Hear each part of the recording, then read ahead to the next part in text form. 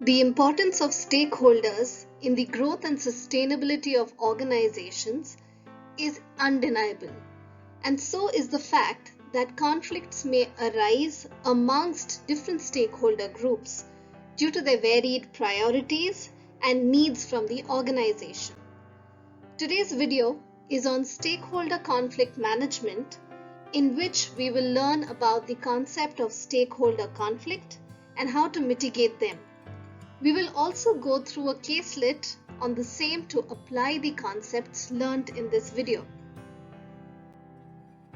What we will learn is the types of conflicts between the various stakeholders of an organization, stakeholder power interest analysis using Mendelow's matrix, conflict resolution using the Sayat and March approach, and finally the caselet.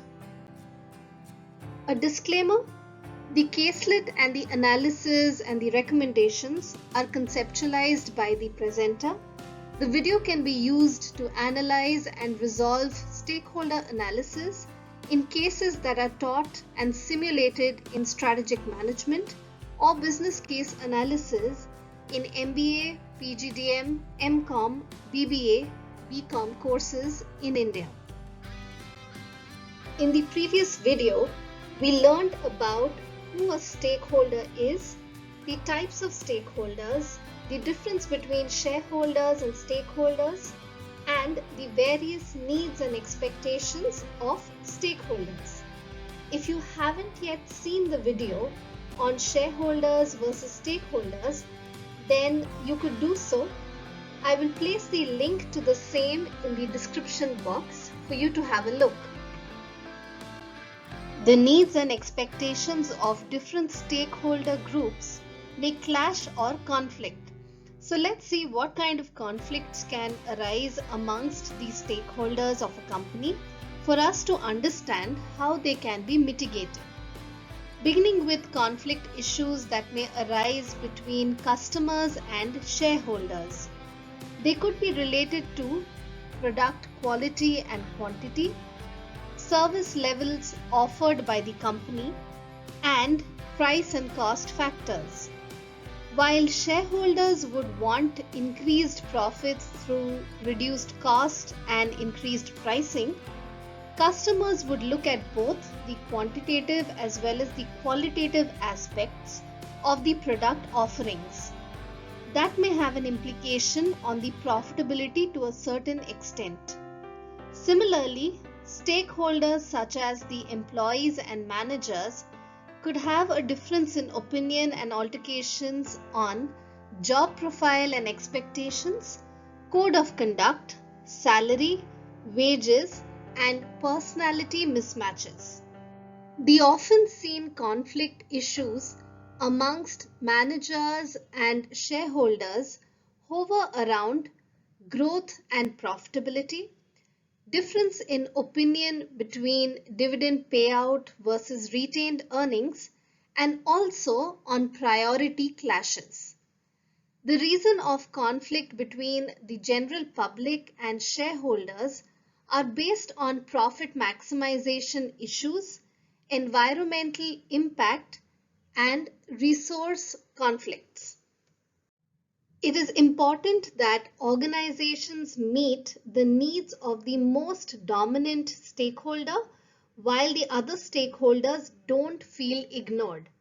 A business will therefore need to find a way to balance the conflicting priorities of its stakeholders, which brings us to an important aspect of stakeholder analysis, that is the Mendelow's matrix.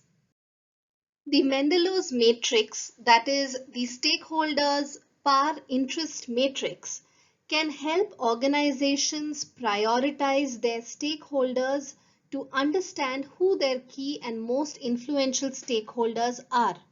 It also helps in conflict management. By identifying priority stakeholders, the organizations can work out a plan to manage communication while keeping all groups satisfied. So let's quickly see what the matrix talks about. As you can see, the two parameters against which the grouping of stakeholders are done are par of the stakeholders and their level of interest in the working of the organization. So high and low here, high and low here. Stakeholders having high PARs and a high level of interest are the key players, and hence organizations should engage with them closely as they can influence strategic change within. So policymakers, key investors, top management would all feature in this quadrant. Stakeholders having high PARs but low level of interest need to be kept satisfied by meeting their needs. So they are high priority as well. Employees and environmental groups who can affect the working of the organization would feature in this quadrant. Stakeholders having low PARs but a high level of interest, such as project teams and suppliers, need to be heard and shown consideration, while stakeholders who are low on both the PAR and the interest parameters are the ones on whom the organization can spend minimum efforts as they are low priority. Now, in case of any conflicts amongst any of these stakeholders, they need to be mitigated for the smooth functioning of the organization. Hence, the importance of conflict resolution. Amongst few, one of the ways of resolving stakeholder conflicts is through the SIOT and March approach. So let's have a look at it. Under the SIOT and March approach, 4 conflict resolution techniques have been proposed. One being satisficing, which is a compromise agreed upon by the conflicting stakeholder groups, looking at a win-win situation. The second being sequential attention, where the organization would focus on the concerns and demands of the stakeholder groups turn by turn. The third is side payments, which is basically a compensation in a case where a stakeholder's primary objectives cannot be met. For example, if a company is setting up a new facility which is causing a little bit of noise pollution during the time of construction, the company, to appease the community, can build a sports complex or a park to compensate for the inconvenience caused to them during the construction. The fourth is exercise of PARs, usually in a deadlock or a no compromise situation where the deadlock is resolved by a senior figure forcing a decision based on the PARs they possess. Now let's apply all the concepts that we have studied to this very simple caselet. As and when I take you through the caselet, I will be underlying a couple of points that will help us analyze the case study a lot better. Let's begin. ABC Limited is an Indian synthetic fiber producer, established in 1975, headquartered in Mumbai. The company has 5 production units across its home country. It currently employs 10,000 members across its sales offices and production units. The company supplies synthetic fiber to around 300 small businesses in its home country. Though the company has substantial growth potential, in the recent years its profitability has been poor and it has been struggling to pay any dividends. This has angered the company's 4 key shareholders who each own 15% of ABC's share capital. So all in all, the 4 of them own 60% of ABC's share capital. Remainder owned by the public. The key shareholders have asked the board of directors to consider making at least 10% of the employees redundant. Okay. The employees are not heavily unionized. Now let's see what the question is. Where would you place employees, customers, key shareholders and legislative bodies in the par interest matrix, and how would you address the issue? So based on the information that has been given to us, we will place the four entities here, that's employees, customers, key shareholders and legislative bodies in the Mendelow's matrix, and we'll try to address the issue in hand. Let's address the first question, wherein we are supposed to be placing the four entities into their respective quadrants in the par interest matrix, beginning with key players. Now the board will see the four key shareholders as having high pars due to their high voting rights in the business. The shareholders are clearly very interested in their investment in the company and hence would feature under the quadrant of key players.